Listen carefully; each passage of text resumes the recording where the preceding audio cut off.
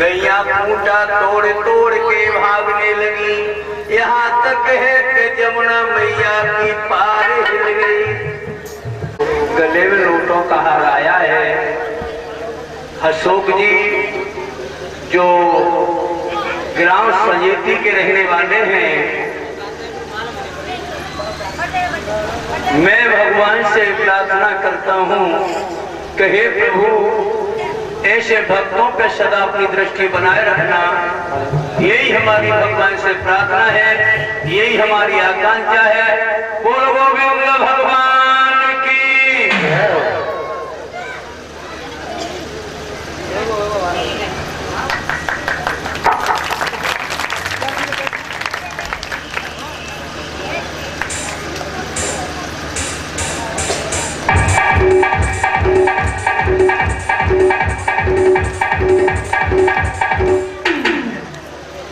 ये जो हमारे गले में जो फूलों का हार आया है, नितिन जो परीक्षित के भाई के सुपुत्र हैं सुनील के,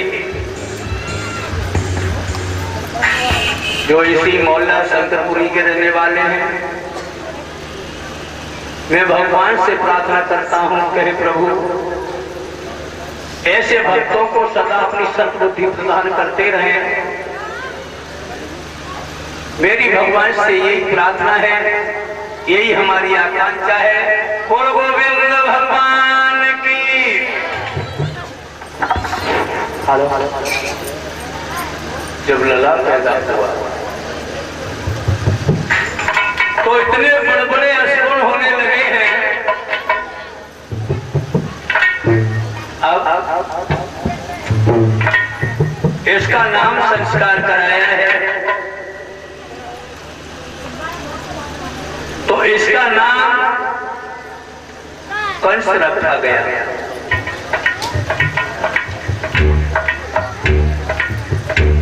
धीरे धीरे धीरे धीरे समय गुजरता गया। ये 5 वर्ष का हो गया।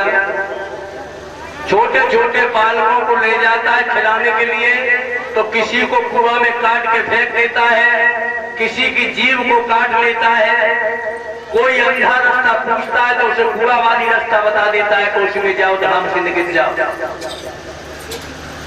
ये अत्याचार करने लगा है। अब तो यहां तक है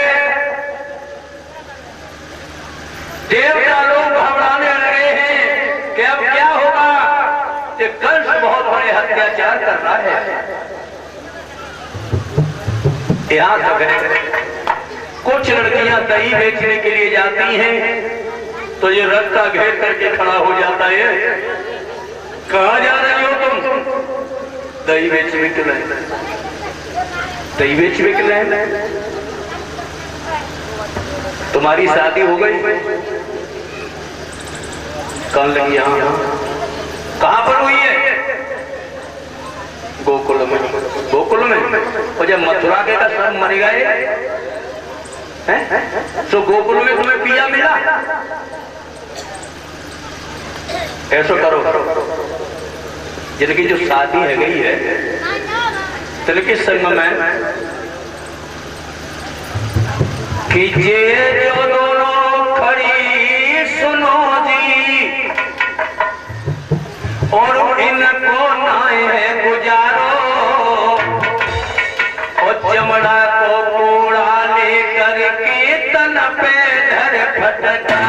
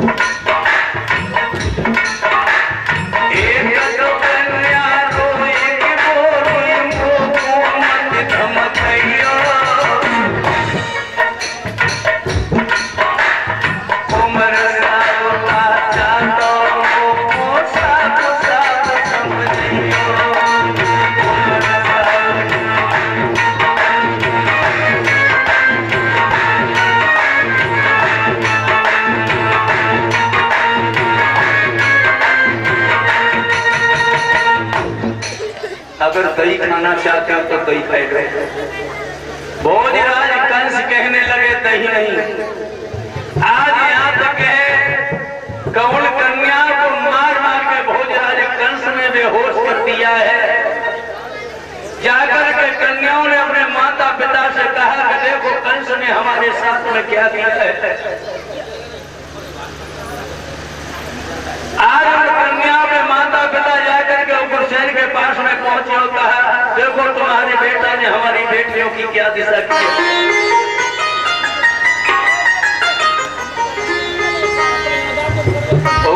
कहने लगे मेरे बेटा को बुलाया जाए। भैया भोजराज कंस अकेला नहीं, इसके साथ 18 और है गए लठे।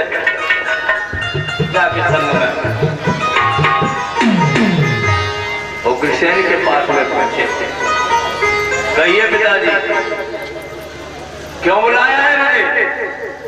बेटा, तुमने इनकी कन्या को परेशान किया है। कहने लगा, किसकी कन्या को? ये जो लोग खड़े हैं, और तू इस बात को जानता है कि राजा का प्रजा का क्या रिश्ता होता है? बाप और बेटी जैसा। अगर शेर बनी को उजाड़ देगा, रहेगा कहां? पिताजी, एक बात बताऊं, तुम्हें नहीं पता है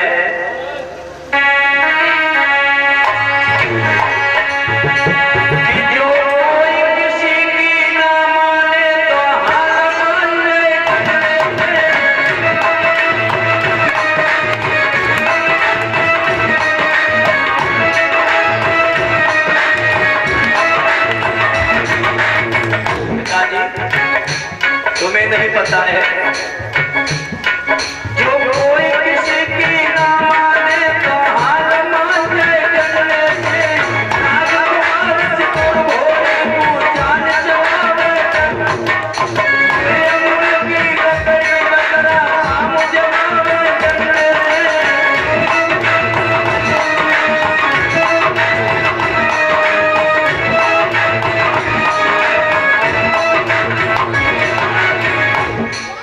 पिताजी, जिसके हाथ में लाठी होती है उसकी सत्ता होती है। भाइयों, एक बात बताएं, हमारे पिता का बुढ़ापा आ गया है, इनकी बुद्धि सटिया गई है, और अगर तुम लोग कहो तो हम राजा बन जाएं, अगर तुम लोग कहो तो हम राजा बन जाएं, और तो भैया कोई ना के संग में जो 18 थे वो कहने लगे, कंसराज, कंसराज।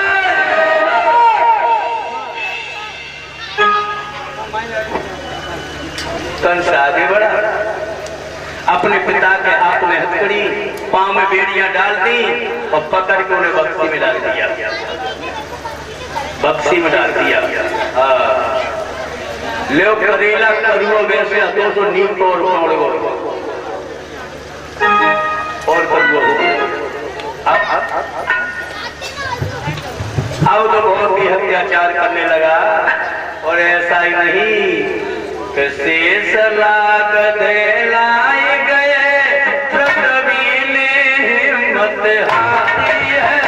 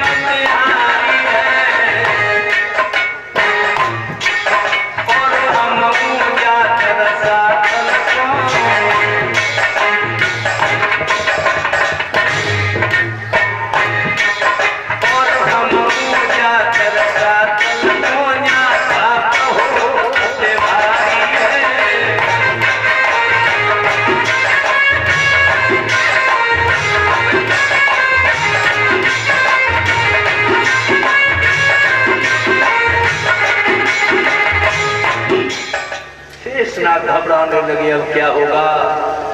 अब इसकी एक बहन थी, चचेरी, चचेरी, हाँ। तो भोजराज कल सोच रहा है कि मैं अपने बहन देवती की शादी कर दूं। बताया कोई लड़का है, कहने लगे एक लड़का है, उनका नाम है वसुदेव, जो सोनीपुर के रहने वाले हैं, मुकेश्वर के पास के। वहां देवी की शादी बलदेव के साथ में तय की है।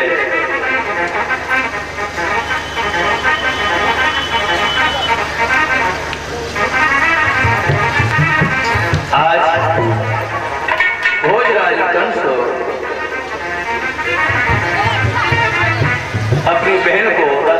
बैठाल करके छोड़ने के लिए जाता है तो आज बहन ने अपने भैया के गले से लग के रोने लगी है। क्या बोली है?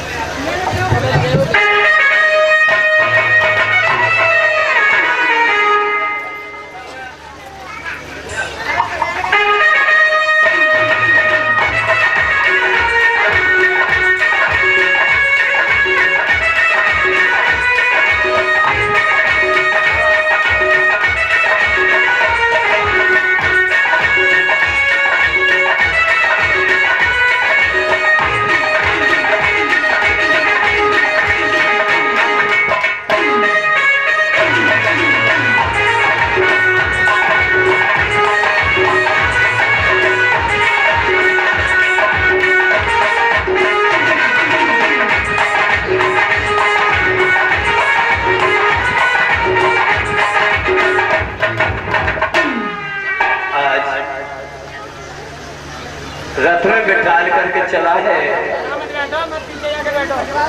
इतने में आकाशवाणी होने लगी है। क्या?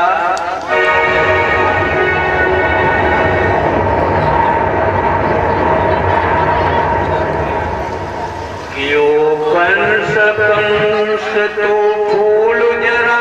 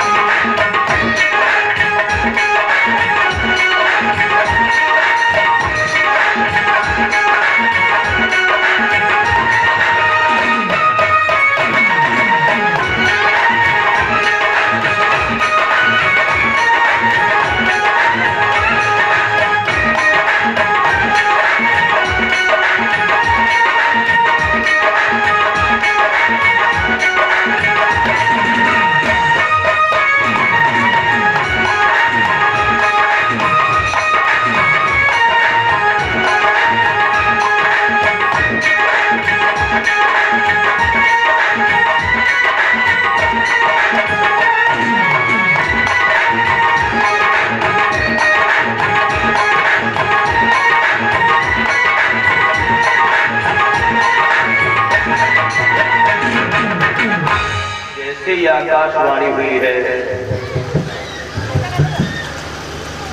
कि जिसके जो आठवां पुत्र पैदा होगा वो तेरा काल होगा। सोई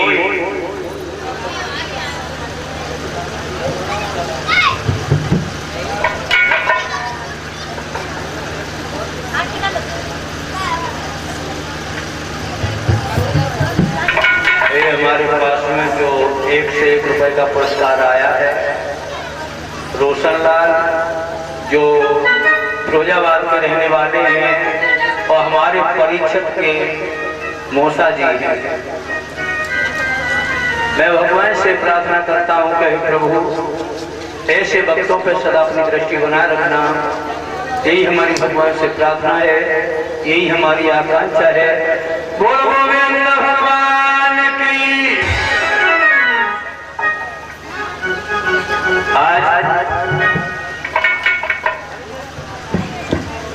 आगे बढ़ करके देवकी के केशों को पकड़ के नीचे खींच लिया है। देवकी कहने लगी भैया क्या बात है? बहुत कहने लगा भी तुमने सुना नहीं कि आवाज आई है कि तेरे जो 8वां पुत्र पैदा होगा वो मेरा काल होगा। देवकी कहने लगी भैया अगर मेरे मरने से तुम बच जाओ तो मुझे मार दो। और ऐसा नहीं कि आफत में पड़ी अति दुखिया